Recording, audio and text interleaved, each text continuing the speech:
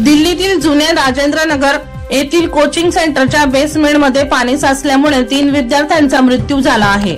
राजेंद्र नगर परिसरात पूर आल्याच्या काही तासानंतर एनडीआरएफ आणि स्थानिक पोलिसांच्या बचाव पथकाने तिघांचे मृतदेह शोधून बाहेर काढले।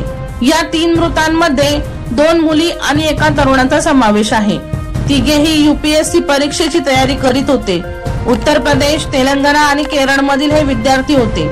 या विद्यार्थ्यांची ओळख पटली आहे। पोलिसांनी दिलेल्या माहितीनुसार मृत्यू झालेले 3 विद्यार्थी केंद्रीय लोकसेवा आयोगाचे म्हणजेच यूपीएससीचे शिक्षण घेत होते। उत्तर प्रदेशातील आंबेडकर नगर येथील श्रेया यादव, तेलंगणातील तान्या सोनी आणि केरळच्या एर्नाकुलम येथील नवीन डॅल्विन अशी 3 मृतांची नावे आहेत। या तिघांचे मृतदेह आरएमएल शवागारात पाठवण्यात आले आहेत। पोलिसांनी सांगितले की बचाव कार्य पूर्ण झाले असून तळघरात पाणी कसे शिरले आणि तिथे वाचनालय का होते याचा तपास केला जात आहे।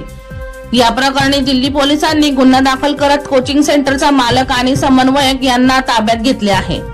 दीपक राठोड यांचा रिपोर्ट DR न्यूज जळगाव।